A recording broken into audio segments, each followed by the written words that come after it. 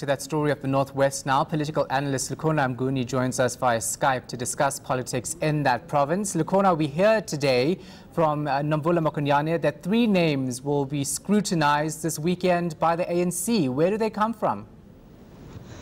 Well, Shahan, I'm sure that after the Premier's resignation yesterday, the Provincial Executive Committee has to meet, whether in an emergency meeting, because that's the only structure that can propose 3 names from the province. So the Provincial Executive Committee must meet and make a submission, of course, via its representatives in the National Executive Committee, that being the chair, which is still Supra Mahumapelo, and the secretary of the province. And so that's where we are. I suppose we will hear whether or not the PEC actually met to discuss those names and forward them to the NEC, or the NEC will just sit and make up its own mind. But I would imagine that if you follow organizational process, the Provincial Executive Committee must feature in that process of proposing the 3 names, and then the NEC decides on the 1 name that must be appointed.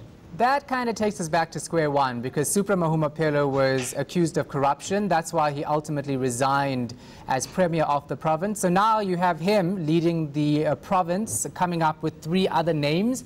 How do we trust that he's giving us the right people for this job?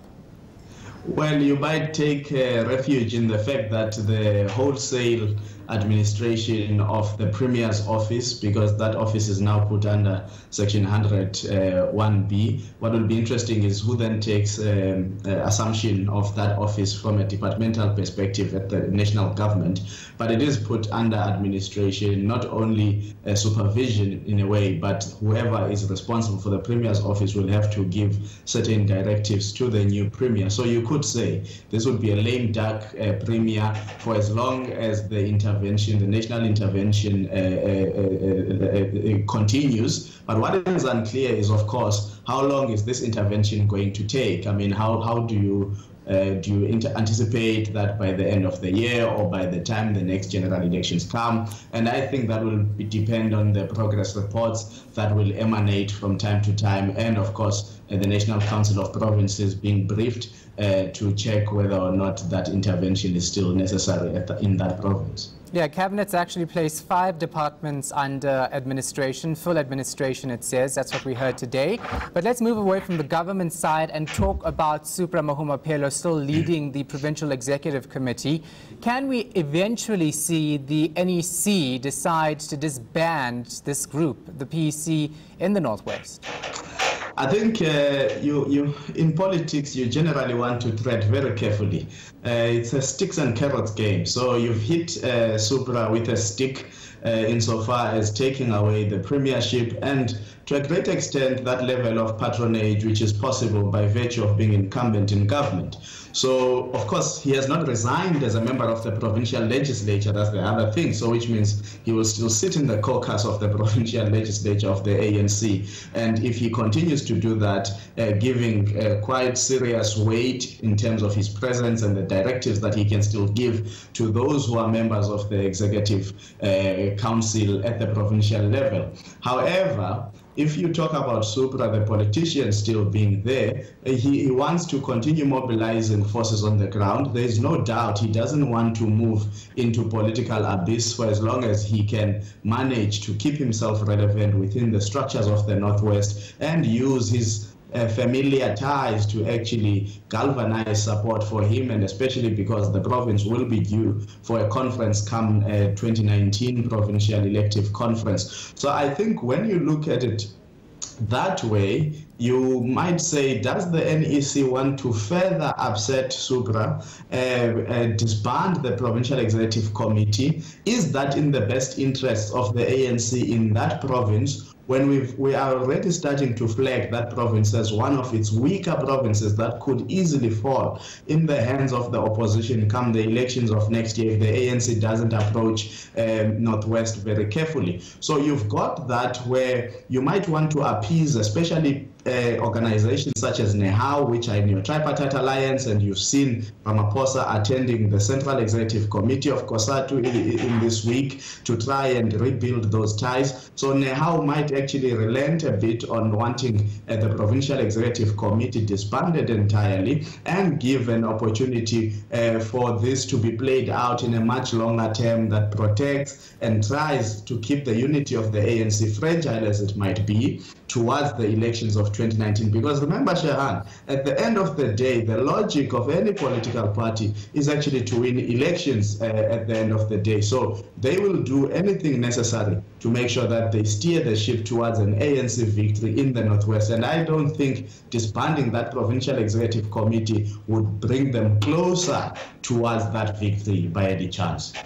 So what about the interest of the people? I mean, can the ANC grow, I'm not going to say grow anything, but can they actually give us a stronger hand at making a decision about the future, the political future of Supra Mahumapelo? I think that the broader question is whether the ANC can give us some certainty about the political future of itself entirely. Is the ANC able to weed out all its problems that it faces, or does it wait until someone who is seen as rogue and who's seen as anti the ethos of the organization and how they are behaving in government is actually weakened by external factors? Because I have no doubt that if hadn't there been these external factors of wild protests in the Northwest, Supra might still comfortably be premier today. So when does the ANC act? Is it a proactive organization, or has it become a reactionary organization whose actions are actually paced by elements that are without its reach, and so that being external forces, as it were, that make this pressure and apply pressure on the organization to eventually act. And I say that, Shehan, on the backdrop, for example, of the recently released statistics by the Auditor General on municipalities and how they are performing, you've got about 3 provinces that didn't get any clean audits in terms of their municipalities. And how do you deal with those issues? Because it means that things are not well in those provinces. One of those provinces being Limpopo, it had come out very nicely to support the incumbent president in the lead up to NASREC. Does the president and the current NEC wait until something happens in Limpopo, when we know that, of course, we saw a lot of fire in Limpopo ahead of the local government elections of 2016? How do you stabilize that province proactively without being prompted by anything? So beyond the Supra question, there is a fundamental question about the ANC's ability, one, to stabilize itself, two, to weed itself of all the elements that are embedded within the organization that they have termed themselves as sort of alien tendencies to the organization, and 3, to give some renewed hope in terms of the people that eventually emerge as leaders across provinces, across regions, and ultimately at the national level. Always a pleasure speaking to you. Thanks for that. Appreciate it. Political analyst Lukhona Mnguni.